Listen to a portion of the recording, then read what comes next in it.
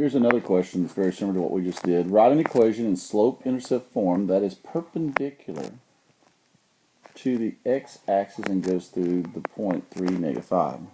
Well, really, we're probably just going to write an equation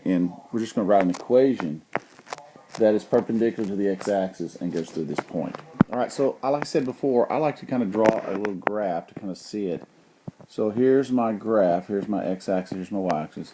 I'm going to plot the point 3, -5. 1, 2, 3, 1, 2, 3, 4, 5. So right about there is my point 3, -5. Now remember what we said. We want to kind of like sketch this. This is easier if we do this. This is your x-axis. This is your y. All right, so we want it perpendicular. All right, so perpendicular means they're going to intersect. So I'm going to highlight my x-axis in red. So there's my x-axis right there in red. And I'll use blue as the other. So I want to go through this point here.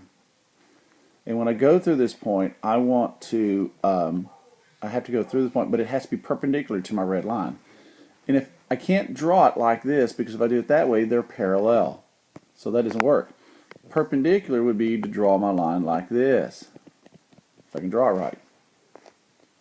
Alright, so that line is perpendicular. Again, notice we talked about before, it's not touching the y-axis.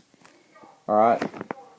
It's touching the x-axis. So when it's touching the x-axis, that means we're going to use the equation y equals 3 because it's touching at when it's 3.